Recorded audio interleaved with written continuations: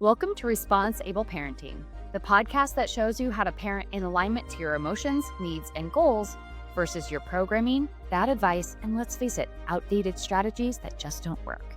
You'll get in the trenches support on nervous system and emotional regulation, critical mindset shifts, stronger communication strategies, and more. In this podcast, you'll gain transformational tools that take you from reacting to every frustration to responding with clarity, regulation, and finally setting the example you desire for your kids. I'm Becky Jennings, your new parenting coach, and this is the Response Able Parenting podcast. Let's get into it. Hi, everyone. Welcome back to another episode of Response Able Parenting. I am so excited to introduce you to Dr. Norrine Russell. We are going to be talking all things back to school and how to support our ADHD kids as they move into an upper grade. Now, I know there was a massive transition from second grade to third grade for my kid, especially around the social emotional stuff. So we're going to dive into that. But you might be kind of looking ahead going, oh my God, the workload that my child is going to come home with. How are we going to manage it? How are we not going to fight over all the homework battles? How can we set them up for success? So, Dr. Russell, thank you so much for being here. I'm really excited to dive into this topic. Oh, I'm delighted to be here. And this is just such an important topic. So I'm glad that you're tackling it. It's a big transition, and we get really well prepared in some ways and not so well prepared in other ways. So happy to Yes. talk with you about it. Yeah, I feel like the desire in parents is so real. We're like, oh, we're going to have a schedule. We're going to do, we're going to map it out. We're going to have specific times. And then we're in the thick of it and we're like, we aren't using a system. We aren't doing anything that we promised ourselves that we would. And we're back in the same fight that we were in last school year. So, what are some of the guidelines that you give parents of like, how can we help our children with this new workload? Yeah. Yeah. I think it's so important that we start before we even look at the workload, right? We have to start back a couple weeks before school starts. And I think we have to start by taking a look at what are we role modeling when it comes to going back to school? Are we stressed out? Is the list of things that you have to buy stressing you out? Are you crabby? Are you calm but positive? Are you being responsible to the situation around you and what it takes? This is a really important time for parents to be role modeling emotional self-regulation instead of, hair's on fire. Oh, I tried to get to your stuff and, the Target or the Walmart was out of it. Now I have to go to another store and this list is so long and I don't know when I'm going to squeeze all this in. Just, you know what? It's another school year, happens every fall. We're going to tackle it. Everything is figure outable, Yeah. and I think that's really where we have to start with our own emotional self regulation and setting the tone for going back to school. Yeah. What does that do for the ADHD child's brain when the parent is kind of treating back to school or treating the workload with high anxiety and just emotional dysregulation? What is that doing and saying to the ADHD brain? Yeah. Well, it just gets that ADHD brain even more ramped up. And then what we know, right, is that kids with ADHD, one of their executive functioning skills, like everyone, is this emotional regulation, impulse control, sustained attention, getting started on things. And we know that when the brain is stressed beyond that positive eustress point, then our executive functioning skills really decline. And so what happens, yes, is your child absorbs that stress, but that's not the only thing that happens. Their actual ability to function declines because of the Mm. stress that is flooding their brain. And they're also not getting that really clear verbal directive about this is how we handle this transition, right? So, three things are happening. They're feeling stressed, their brain, their executive functioning skills are not as accessible, and they're not learning how to manage transitions. And so for the Mm. ADHD kid for whom things tend to be a little bit more deeply felt, they tend to struggle with these transitions a little bit more.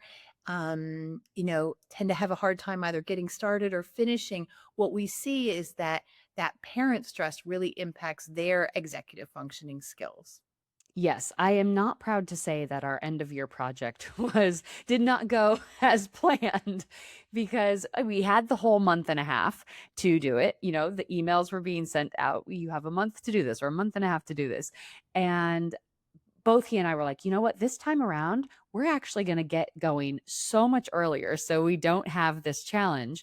And typical life got in the way, and baseball season got in the way, after school curriculars, and by the time we realized, we had 3 days to finish this massive project, and it was a heavy lift, and it was like smack dab at like the busiest part of my year. It was just worlds collided in so to speak. And looking at that experience and knowing that in fourth grade, as he's moving into fourth grade, there's going to be so many more projects like this. I'm like, we can't have a repeat of that. He and I both, like, after it reflected, we were like, that did not go well. We have this, shared language now that we've established, but he was like, you were very dysregulated. I'm like, I was very dysregulated. um, and so, knowing this ahead of time, and I'm guilty of this too, is like, I have this idea of how I want to approach homework. I have this beautiful visual of how I want to support their creativity. I want to create a zone for him. I want to, help him with the startup phase. All of these things are so well intended, but often fail in execution. How can we create, and maybe from your experience, what seems to be the best? And I know, every ADHD kid is different and they respond to different things, and the interests and novelties obviously vary per kid. But what seems to be the tried and true way of starting homework or creating that motivation to get started? I know they can't necessarily do it all intrinsically, but how can we create that environment for them that is like, this isn't an awful thing. We can get through this together. And just how can we set them up for success for the coming year? Yeah. So a couple of bigger picture things, and then we can drill down into, okay, it's Tuesday, it's the second day of school, you've actually got the math worksheet. But before we do that, there are a couple of things that I think are vitally important. I honestly am an advocate for every family having a large dry erase board in the kitchen or the office or the dining room. We actually had one in our kitchen and our dining room when my kids were young, and I would write all kinds of things on it. But I think being able to have something big and attention catching that you use colored markers on, that is not relying on slips of paper on the counter, is just vitally important. To tell you how strongly I believe in this, our whiteboard was 3 feet by 5 feet, and it hung on the kitchen wall. And I took down the cute kitchen prints, and we had this whiteboard in my kitchen for many, many years. And it was divided in half. My son Ethan was on one side, Lila was on one side, and I would use it differently for them based on where they were at. But it was like today, tomorrow, before the weekend, or three big things to remember this week, or tests are coming up on these dates. But I think that because the attention piece is, kind of the crux of the difficulty for our ADHD kids, we have to have something big, colorful, eye catching, but not busy, right? What are the basics? Put them on the whiteboard. And as they get older, let them write on the whiteboard. Now, both of my kids are not great with their handwriting, so I did the writing, but that was fine. The other essential that I think we need is an actual monthly calendar, again, without all the busyness, something with just large blocks, because we know a lot of our kids with ADHD have time blindness.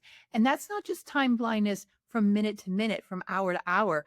It's from day to day, from month to month. And so being able to look at that calendar a few days a week and say, okay, here's Friday. You always have spelling quizzes on Friday. You always have math tests about every 10 days. Let's look at the calendar. Let's get a visual picture of these dates in your head. Those two, I think, are the absolute essentials for creating a workspace that works for the ADHD brain. Beyond that, I think we absolutely need the extra supplies, right? If it says 10 pencils, get 30 pencils. You know your kid. You're going to lose the pencils. The erasers are going to get bitten off. They're going to get snapped in half, whatever. Just have the extras, set them in, a cloth bag or a storage bin or however you like to organize, put them in the closet and bring them out.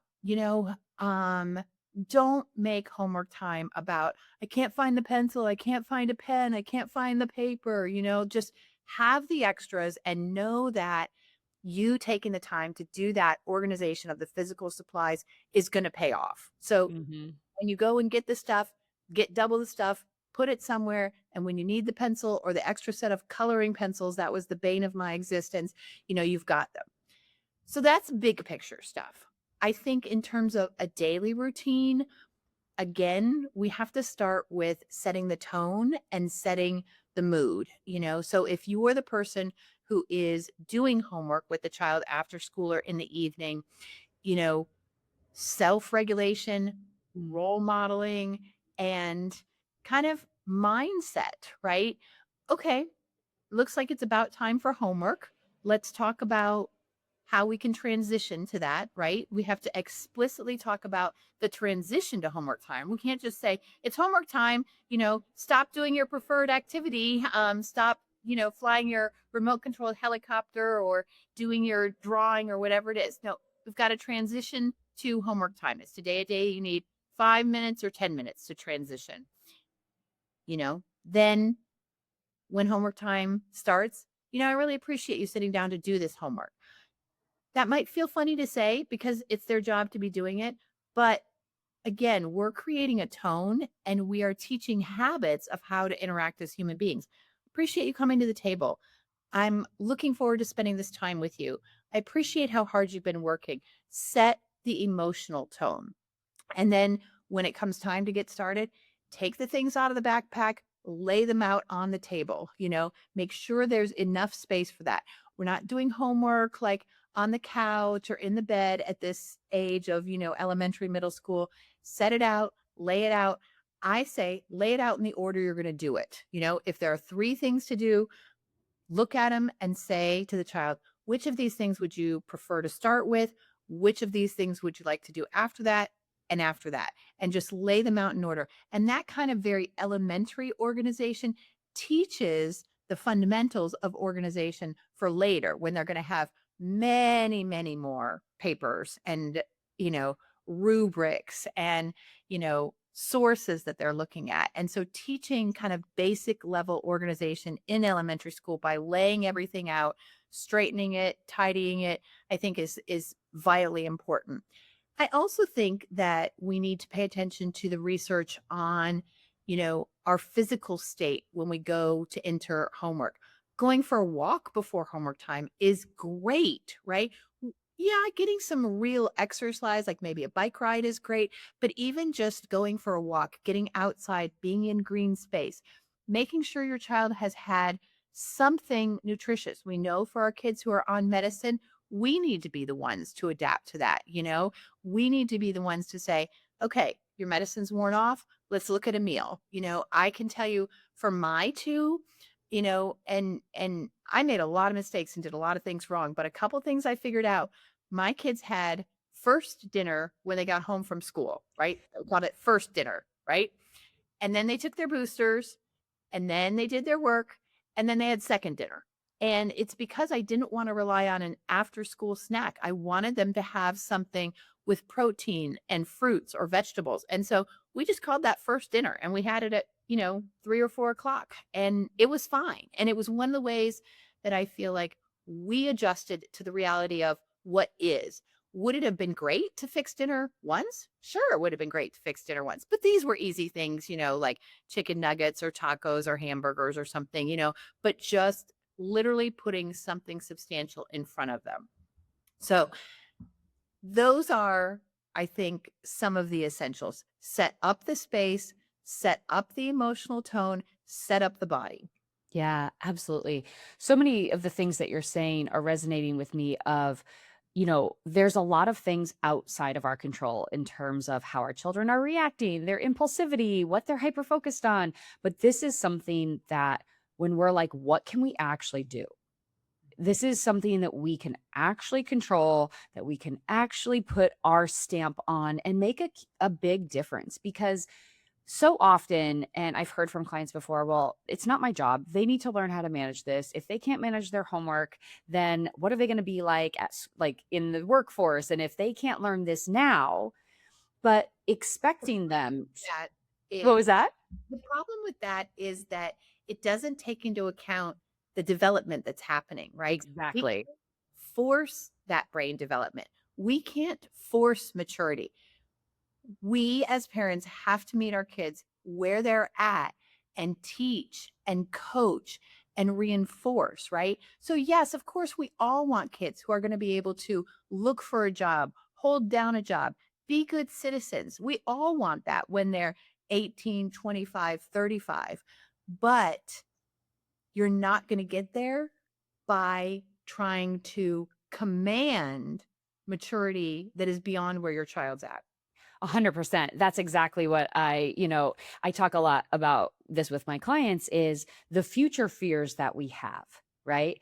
We start to react emotionally from that future fear, and we're almost trying to attack that future fear today when they're 8, when they're 9, when they're 13. And we're attacking that fear being like, you have to learn the real world. And instead of laying it out, asking them which one do they want to prioritize, helping solidify that neural pathway of, yeah, I have 15 projects or I have 4 projects. Well, where are they going on the calendar? That helps them, instead of panic, we have a plan, right? And then also looking at the 3 or 4 worksheets that they have. Which one lights you up the most? Which one kind of don't you want to do? And should we get the kind of one you don't want to do out of the way first? Or should we do the one that lights you up first? All of them have to get done, but where does your focus want to go? It's in the development of doing that, in the support of that, the scaffolding of those moments, we're actually building, developing the skills that will prevent those future fears. So instead of in the moment having our mini tantrums and panic attacks that we're having based in legitimate fears, they are legit. And it is a real thing that we need to be preparing them for.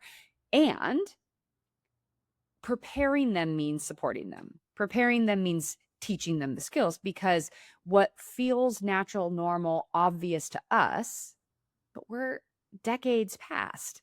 And we either were taught those skills or we figured them out and we've adapted, but they're not there yet. And so we can't force the expectation emotionally and being able to perform the way we want unless unless they've had the teachings, right?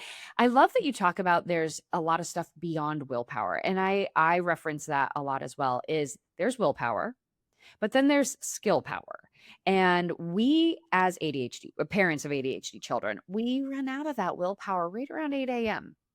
Like we get to that point, 8:30, we're like, whoo, that was a marathon morning. And so, oh, I just scared my own dog. And so learning how to prepare ourselves with skills so that we don't have to constantly be micromanaging, puppeteering. We don't have to constantly be these hypervigilant helicopter parents making sure that all these things are done, but we're actually teaching them also how to use skill power so they don't have to rely on just this is exciting. I don't want to do it. Like you were saying, it's either now or not now. And this isn't my preferred task. Can you talk a little bit more about how you help our children go beyond willpower? Yeah.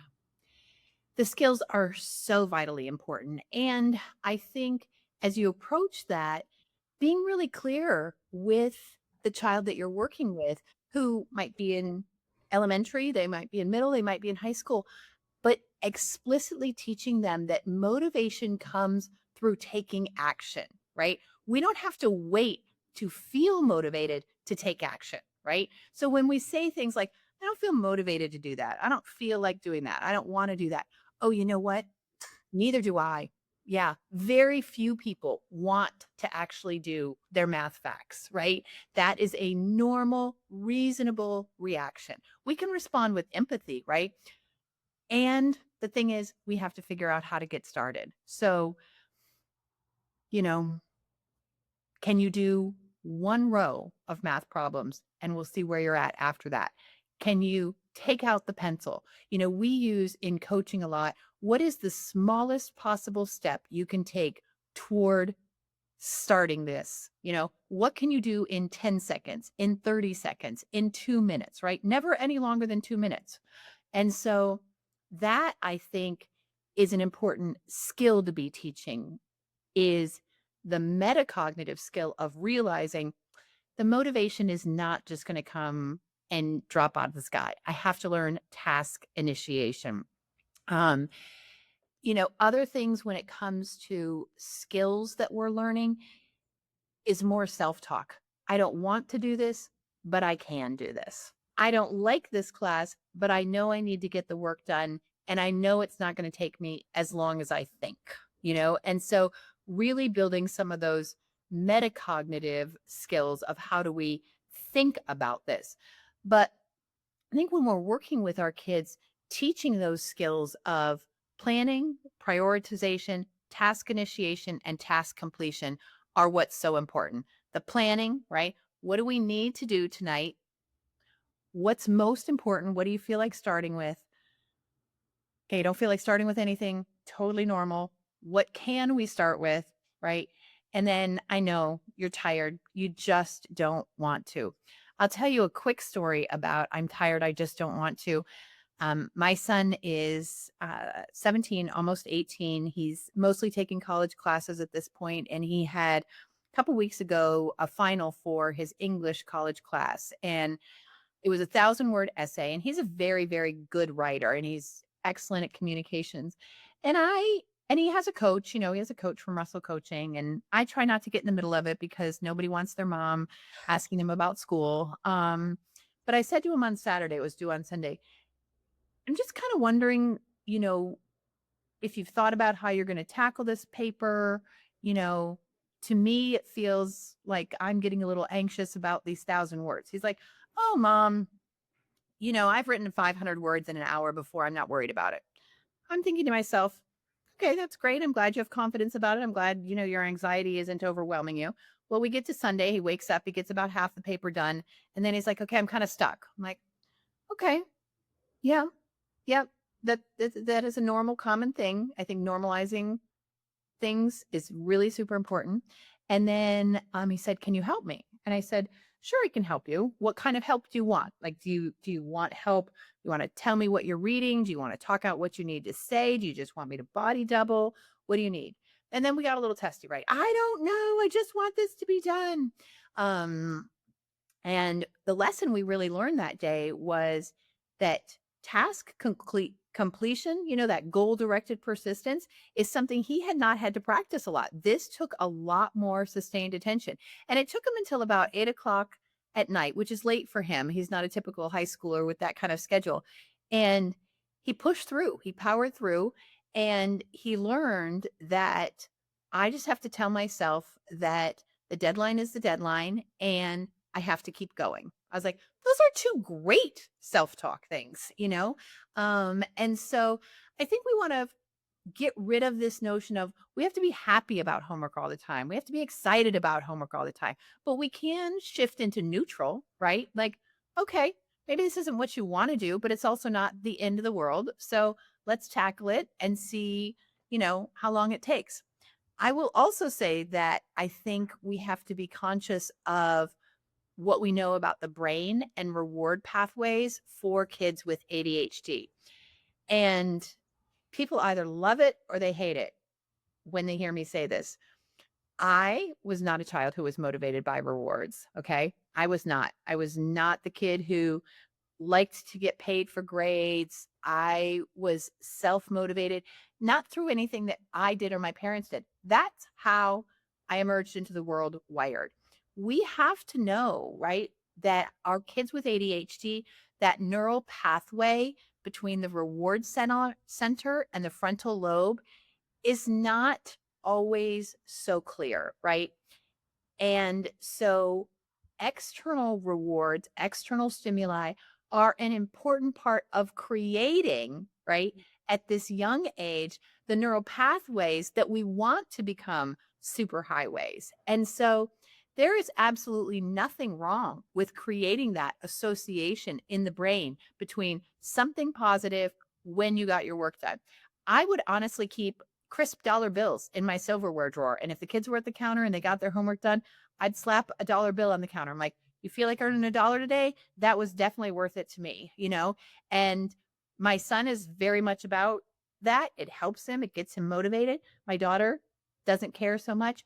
But I think this is an area where we have to pay attention to the science that that reward pathway doesn't necessarily light up in the same way that a child without ADHD it might. And so you might think to yourself, well, I'm not rewarding them for doing the schoolwork that they have to do anyway. But, you know, what do we want in the long run? We want a child who grows into a teen who feels good about getting their responsibilities done, who then grows into an adult who can show up for their responsibilities, their job, their career, their family, whatever it is, in a way that feels good. And so if we have to nudge, right, that neural pathway by doing a little extra reward, that's not a bad thing. That's a good decision on the part of the parents because you're creating that neural pathway. Well, you know, it's also, not to state the obvious, but like the child or the adult child going off to a job, they're not going to the job because they're like, hey, this hopefully they're lit up by the job and love the job, but they're going to get paid. They're going to get paid so they can then spend their money on the things that they care about and light them up and all that. So ultimately, like, it is almost like a mini training of you do work, you get paid. And my oldest is highly motivated by money. Like, he is like, what can I do for a $10? What's a $10 chore? What's a $1 chore? What's like anything that he'll work the snack shack at his little league field, which he does not have a job, and he'll just volunteer there hoping for like a tip. Like, he'll do anything for a little bit of cash. But yeah, that's, something that I talk about a lot. And when I'm working with my clients and we're moving from like a typical impulsive behavior that's, driving negative patterns in the house, and we're moving towards a replacement behavior that's more positive and leads to better outcomes, there's always a reward attached to it, because they have to know what's in it for me. And yes, it is their job. Homework is their job. School is their current job. And the ADHD brain still needs to know what's in it for me, because they're not thinking, like you were talking about, time blindness. They're not thinking, oh, this math homework is going to teach me the skills of finishing a project. They're not thinking like this will actually serve me as an architect or an engineer or whatever creative thing. They're not thinking that. They're thinking, this is the worst. What's in it for me to do this? They're not even thinking about the good feeling of handing that in tomorrow. No. You're saying, great job. You don't care about that. No, I mean, this is why it has to be immediate. This is why the dollar bills were in my silverware drawer. This is why we have to be careful when we move to things like point systems and future rewards. Sometimes it's like, here's the dollar bill, here's the pack of M&Ms, here's, we do here's the gum. For us, it's gum. Like, here's the stick of gum. Yeah. In the moment. Because we are building the person that we want them to be. We are not, we're not taking the easy way out there. I want parents to feel good about that. And when we relate it to ourselves, just like you said, I mean, I love positive reinforcement and praise. I like being able to earn money from what I do, sure, but I also like the praise. I like the reinforcement. We can use all those tools with our kids, like, great job today. Really super impressed with you. Can I give you an extra hug? I mean, I think the key is in self-regulation and empathy. I'm going to say something you might not expect. Losing it over the teeth brushing battle again with your ADHD child isn't a patience problem. It's an expectation problem. Your child should know this by now. You've had this exact same fight hundreds of times, and they have to do this every single day. But they keep ending up in the same reactive trap, and so do you. Before You Lose It is a step-by-step video workbook combo that helps you get out of this reactive cycle for good. It is available right now. Trust me, this is one worth pausing the episode for. So jump into the show notes, grab Before You Lose It, and feel the shift in under 39 minutes. And like you mentioned, we have a different expectation of like, you're going to sit down, there's 3 different worksheets, just bang them out. Like, just get them done. In our head, we're like, why prolong this? Why make this 2 hours? But knowing and training our nervous system to predict that them needing a break every 2 minutes, like you were saying, possibly, maybe not even past 2 minutes. Maybe they can only do the first line and they have to take a break. Building in a pattern recognition for us, like, ooh, that makes me feel hot in my chest. Ooh, that makes me feel a little bit of rage. Ooh, that makes me feel dysregulated. That makes me feel whatever it is. Knowing that about ourselves, knowing that our expectations are get it done, sit down, just get it done, bang it out, be done with it, because it makes logical sense. Why would we prolong this and make this longer? But to them, it's not the same logic sequence. It is just not the same sequence. And so building in some sort of predictable way that we can soothe ourselves. So maybe we have to take a break. Maybe we have to be chewing on ice the whole time. Maybe we have to be doing a number of strategies so we can body double, which for people who don't know, that's you're sitting next to them. You're not necessarily doing the work with them, but your presence is allowing them to be like, oh, okay, we're doing this task. Oh, okay, I'm still staying on this task. It just is like that helpful guide, right? We're like that autopilot for them, keeping them in that buffer.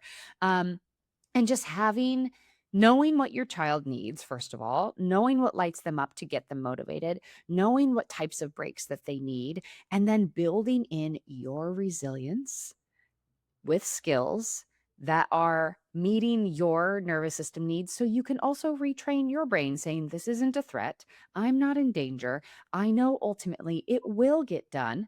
Maybe not in the time frame that we want, never really in the time frame that we want. And that is something almost that we need to like take out of our brain and put aside, because homework, schooling, all that is so out of our control. No matter how much we want to control it, we can only do so much.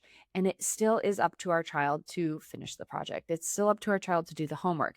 And, maybe there's this beautiful way of asking the teacher, like, my child is extremely creative in drawing, and he could create a comic book strip talking about this indigenous peoples whole workshop that we did, or worksheet that we just read, and he can create an incredible slideshow via drawings and all of that, and he would devote 2 hours to it, and he could tell you every fact about them. But writing an essay about it, not necessarily his strong suit. Maybe there's a way in which you talk to your teacher and say, like, is there any creativity here? Can he play to his strengths? If not, maybe we can figure out how to do that at home, and maybe like figure out within our family unit how we can make things possible. Maybe he can be telling it out loud and we're dictating for them, or something like that really helps the process flow.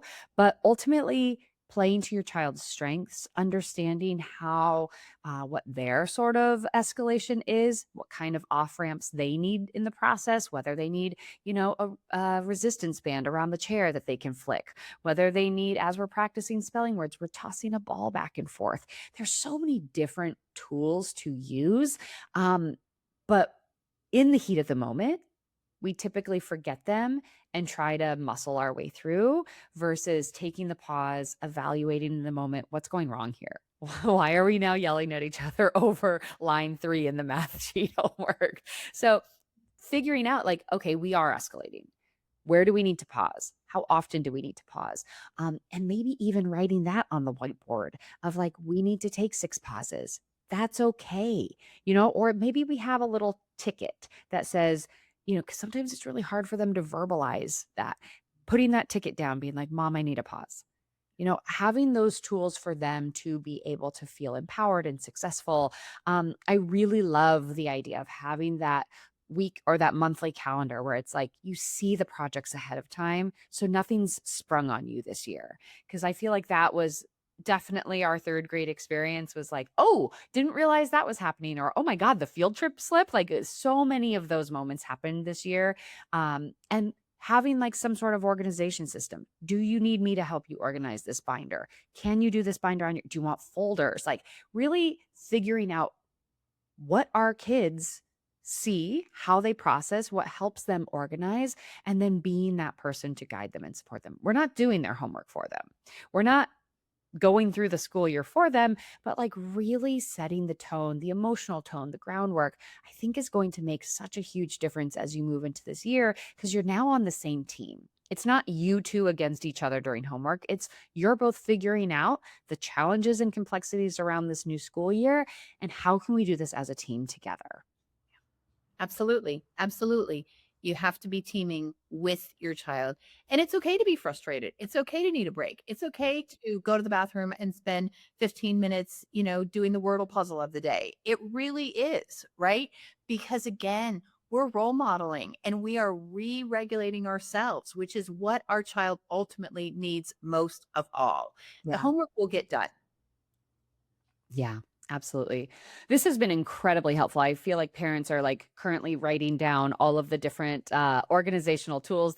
They're currently purchasing whiteboards and double the pencils, and in our house, pencil sharpeners because that became the obsession of this year. Hyperfocus. I think we have 15 pencil sharpeners at this point. Any final tips, words of wisdom heading into the new school year that you'd like to share with parents? I think one thing that every family should also have is an in-out box right on the kitchen counter. Those two little trays that we have at work, that way when the kid is cleaning out the backpack, the pockets, the folders, and something is supposed to go to the parents, it goes in the inbox. There is a place where it belongs, right? And then you can also teach independence and responsibility. Oh, check the outbox. I signed that permission slip. I put the $10 in there. I signed the envelope for the report card. So I think in-out trays are absolutely vital for decreasing that friction of, Mom, where's my permission slip? Mom, did you sign the permission slip? Dad, I need this report card signed, right? The in-out trays on the kitchen counter in a prominent place, and then don't say a word.